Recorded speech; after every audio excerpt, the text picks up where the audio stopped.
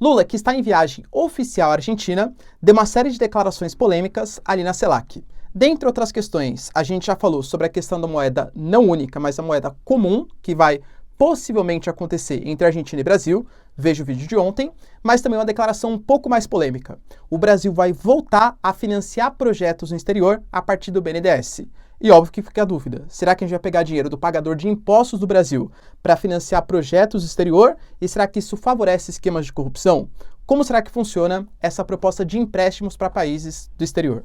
Outra notícia importante está relacionado a um suposto pedido de paz entre Ucrânia e Belarus, Lukashenko e Zelensky. Será que rolou mesmo? Quais seriam os pré-requisitos aí para firmar esse acordo? Lembrando que Belarus, o Lukashenko, talvez seja o principal aliado do Putin nesse momento. Finlândia anuncia que também vai dar uma pausa nas negociações para a entrada na OTAN, inclusive o Erdogan também confirmou que não aceitará nenhum dos dois países nórdicos, vamos entender o porquê, enquanto a Alemanha finalmente confirma, a Polônia também, vai mandar o Leopard 2, pelo menos segundo a mídia alemã. Isso pode, como eu já falei aqui em outros vídeos, ser a chave, o ponto decisivo, a virada da guerra na Ucrânia.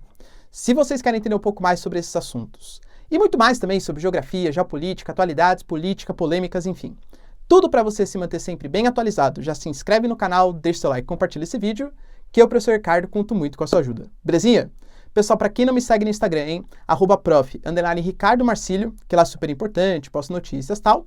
E claro, se você quiser, pessoal, contribuir financeiramente aqui para o canal, seja membro, que isso ajuda bastante, afinal isso aqui é meu trabalho, claro, ou faça algum tipo de contribuição via chave Pix. E claro, se você quiser fazer um curso completinho de geografia, geopolítica, atualidades, com tudo para você entender o mundo em 2023 e manjar tudo de geografia para concursos e vestibulares, link na descrição, galera, tá baratinho o preço de pré-lançamento, tá? Vocês não vão se arrepender, tá bom? Então bora lá pro vídeo, ó. Seguinte, a primeira notícia que marca aí o dia tá ligado a uma informação polêmica liberada pelo Lukashenko.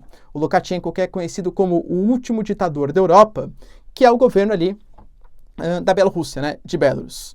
Um grande aliado do Putin no momento. O Lukashenko, ele deu uma entrevista para a estatal local e garantiu que foi dada uma proposta, ele não especificou quando, tá, do Zelensky para firmar um pacto de não agressão. Ou seja, Belarus, lembrando que Belarus firmou um acordo de defesa com a Rússia no final do mês passado e constantemente faz exercícios militares, principalmente exercícios aéreos.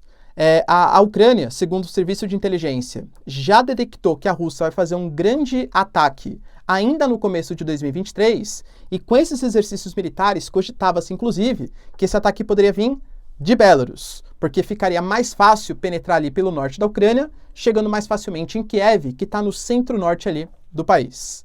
Então, segundo o Lukashenko, de novo, não há confirmação da Ucrânia sobre essa informação, nem sim, nem que não, o Zelensky propôs um acordo de não agressão.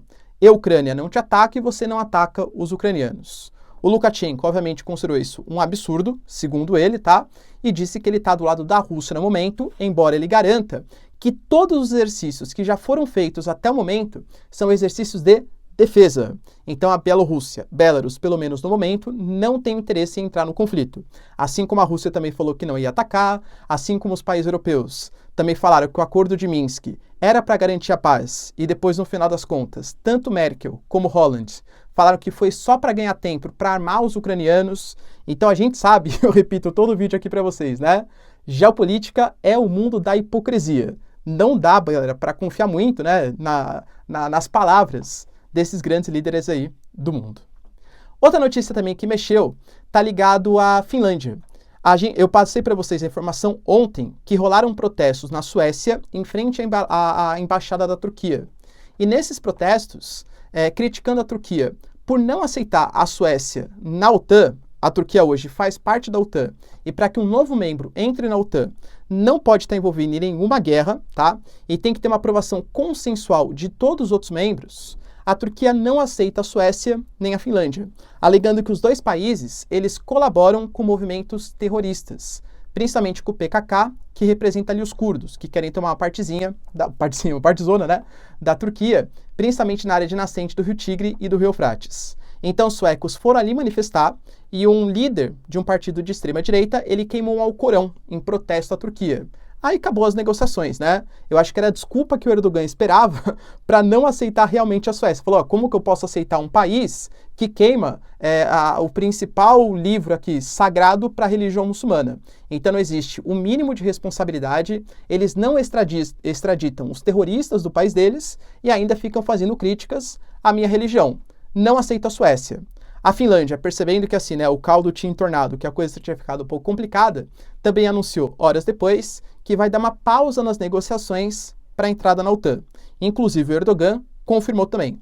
Nesse momento, nem Suécia nem Finlândia farão parte do bloco. Lembrando que, pelo menos oficialmente, a Turquia, é o último obstáculo para a entrada da Suécia e da Finlândia.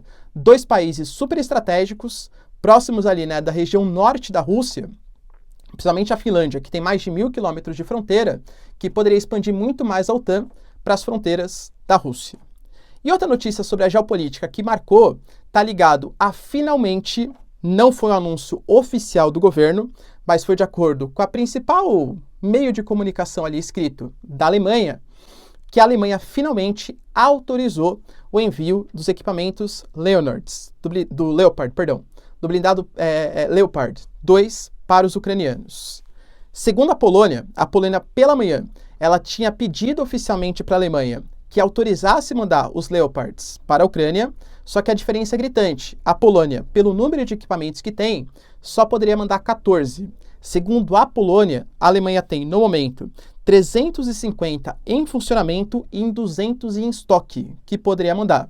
O medo da Alemanha está muito ligado à possível resposta da Rússia, que vai se enfurecer pelo envio desses equipamentos, e talvez o envio desses equipamentos abra de fato uma guerra de trincheiras. A Rússia vai ser obrigada a responder de maneira mais efetiva. De novo, pessoal, não sou especialista, tá, em artefatos militares, mas lendo bastante sobre o assunto.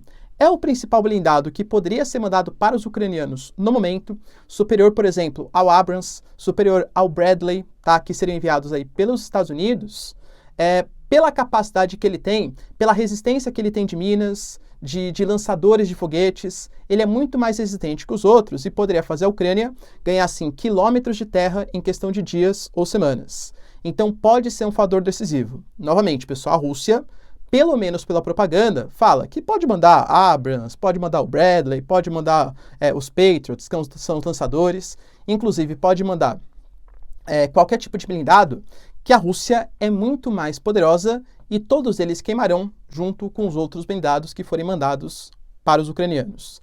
Mas é fato que uma coisa é a narrativa, é a propaganda, outra coisa é a preocupação. E aí que fica o medo, né?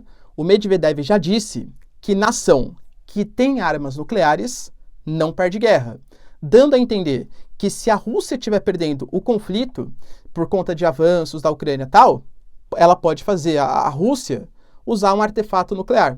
Penso eu, tá?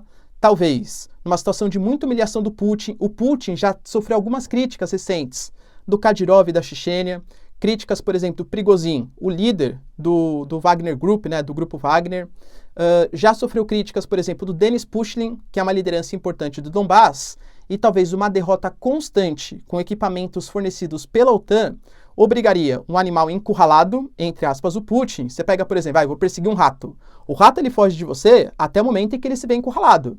Quando ele está encurralado, ou ele morre, ou ele vai lá e te ataca, né? Então, talvez uma Rússia encurralada seja extremamente perigosa para, pelo menos, o uso aí de uma arma nuclear tática. É um momento tenso e o envio dessas armas pode complicar ainda mais o conflito. E para finalizar, galera, uma informação polêmica, e como é polêmico, né, eu gostei bastante de pesquisar sobre esse assunto, existem todas as informações que eu vou passar aqui para vocês, elas estão no site do BNDES, tá? Então vamos deixar bem claro, óbvio que não existe isso, mas eu vou tentar fazer com vocês uma discussão mais imparcial possível, apresentando dados e falando pontos positivos e negativos aí dessa premissa brasileira. O Brasil anunciou que ele vai voltar a fazer empréstimos para países do exterior. Isso sempre funcionou, né? Funcionou bastante forte durante o governo Lula e o governo Dilma também. O que seria o BNDES? O Banco Nacional de Desenvolvimento Social. Ele é um banco que ele empresta dinheiro para fazer construções, para fazer obras a juros subsidiados. porque seria de interesse do governo brasileiro. Então, imaginar, por exemplo, ó, tem uma hipótese, tá? Tem uma empresa que quer fazer uma rodovia ou uma ferrovia, agora com o MP das ferrovias, né? Isso pode ser possível. Super importante, que vai conectar, por exemplo, o norte do país ao sudeste do Brasil. Só que para essa empresa pegar um financiamento para fazer essa obra, vamos falar que os juros no banco privado, enfim, seria, sei lá, de 13% ao ano, por exemplo. Aí a pessoa fala, pô, 13% ao ano é muito caro. Eu não consigo fazer a obra pagando 13% ao ano. Como o BNDES, que é um banco que realiza esses empréstimos, pensa que essa ferrovia poderia ser estratégica pelo Brasil, ela fornece juros subsidiados. Ó, empresa, se você fizer com financiamento via BNDES, ao invés de você pagar os 13% de, sei lá, Santander, Caixa não, que é federal, né? Mas Itaú, sei lá, você vai pagar só, sei lá, 3% ou só 4%, tá? Ou seja, o Brasil subsidia, facilita os empréstimos porque considera que é uma obra essencial para a política, enfim, para o povo, né? Para a nação Brasil. Quando a gente realiza esses empréstimos para outros países, eu acho que pode ter duas, analisando, né, as intenções, desconsiderando o caso de corrupção e tal, tá? Pode ter dois objetivos. Ou estabelecer uma relação geopolítica mais próxima, que aliás é uma fala que o Lula, ele trouxe, né? Falou assim, olha, o Brasil não pode se apequenar, o Brasil tem que ser uma liderança da América Latina. E aí, quando, por exemplo, eu desenvolvo a infraestrutura na Argentina, a infraestrutura em Cuba, a infraestrutura em outros países, o Brasil vira uma liderança para esses países. Cria uma situação de empréstimo. Lembrando, pessoal, que esse dinheiro não é dado para o país, tá? Esse dinheiro, ele é emprestado para que o país contrate uma empresa brasileira que vai fazer essas obras. E aí o país, ele tem que devolver esse dinheiro. E aí já existe a questão, né, professor? Mas convenhamos, vai emprestar dinheiro para a Argentina, emprestar dinheiro para Cuba, para Venezuela? Pô, é óbvio que os caras não vão pagar. A Argentina está com uma inflação acima de 90%, a Venezuela também, galera, situação gravíssima, a Cuba então nem se fala. Então, segundo dados do BNDES, o Brasil ele já fez empréstimo para algumas nações no exterior, tá? Dentre essas nações, as que estão devendo para o Estado brasileiro é Cuba, Venezuela e Moçambique. Isso segundo dados do BNDES. A gente pega, por exemplo, o caso do Brasil, né, do Lula que anunciou que vai ter uma obra de infraestrutura, finalizar o gasoduto Vaca Muerta, inclusive para que ele chegue ao Brasil, tá? A gente vai discutir um pouco mais sobre isso. A Argentina já pegou empréstimos com o BNDES, inclusive na casa dos 2 bilhões de dólares. E pelos dados oficiais do BNDES, a Argentina já quitou essas dívidas e vem quitando de maneira assim, relativamente boa, tá? A gente pode fazer críticas em relação às intenções, porque, por exemplo, poxa, se é o BNDES, é um banco que deveria investir com juros subsidiados em infraestrutura no Brasil. Então, fazer ferrovia, rodovia, etc., seria mais estratégico do que obter relações geopolíticas importantes com Argentina, Venezuela, Cuba, até porque a gente sabe que existem divergências ideológicas, e a gente sabe, cara, o governo de esquerda, né, ele quer também fazer com que o governo de Cuba, de Venezuela, de Argentina fique mais popular, para fazer uma certa convergência dos países de esquerda na América Latina. Então você pode discutir que talvez fosse mais estratégico emprestar juros subsidiados para investimentos locais, ao invés de querer ganhar infraestrutura em outros países, acordos geopolíticos em outros países. Mas, por exemplo, segundo o próprio Haddad, né, que é o ministro da Fazenda, nesse caso, o gasoduto ele vai chegar até o Brasil. É também de interesse brasileiro. O Brasil hoje, ele tem quase que 15% da sua matriz energética dependente de gás natural. E a gente é extremamente dependente dos bolivianos. Ano passado, por exemplo, a Bolívia, de uma hora para outra, anunciou que ia cortar o gás brasileiro e ia vender parte do gás para os argentinos. E aí, a gente não tem gás. O que a gente faz? Talvez se a gente tivesse, segundo a visão do governo, um gasoduto que conectasse da Argentina ao Brasil, seria uma segunda fonte de gás que poderia ser estratégica para os planos brasileiros. Tá? Então, deixando bem claro, galera, existe, primeira coisa, tá? O próprio Haddad falou isso. Se a gente vai fazer os empréstimos, tem um fundo garantidor de crédito, não é que o Brasil vai confiar na palavra da Argentina e pronto, tem um fundo garantidor de crédito.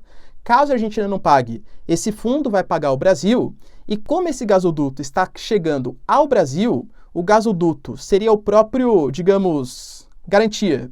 Se a Argentina não pagar, a gente pega o gás deles a um preço mais baixo ou de graça, até que eles seja, enfim, revertido o dinheiro que a gente gastou com os empréstimos para o BNDES. Pensando nessa lógica, galera, que a visão do Brasil no momento é ajudar os outros países da América Latina e fazer com que empresas brasileiras ganhem dinheiro, lembrando, tá, que o BNDES, desde 2017, expõe todos os dados sobre obras, crédito, quanto que gastou, por que gastou, enfim, tá? Isso foi deliberado pelo próprio STF. Tá tudo no portal da transparência, e inclusive também no site do BNDES, que é muito bom, galera, para resolver essas dúvidas. Pensando nessa premissa, você acha que o Brasil deveria pegar esse dinheiro e gastar com obras locais, porque seria mais estratégico para o Brasil, ou você acha que o Brasil financiar obras da Argentina, tal, essas coisas, é estratégico para uma coalizão do Mercosul e incentiva as empresas brasileiras, inclusive gerando emprego, pagando impostos, tal. Lembrando que tem que ter a garantia de pagamento. Por exemplo, o Brasil fazer, sei lá, empréstimos para Venezuela, para Cuba e Moçambique que não nos pagaram, já é questionável para os outros países. Para esse país que não pagaram, o que você pensa, galera? Deixa aí nos comentários que eu quero saber a sua opinião. É um assunto polêmico, tá? Inclusive, coloca lá no site do BNDES, que ele é sensacional para resolver todas as suas dúvidas. Eu fui lendo. E toda dúvida que eu tinha, de fato, tinha uma perguntinha lá, né? E respondi embaixo, que é uma boa maneira de você tirar aí suas dúvidas. Belezinha? Pessoal, se vocês curtiram o vídeo, tamo junto, beijos, abraços e tchau, tchau.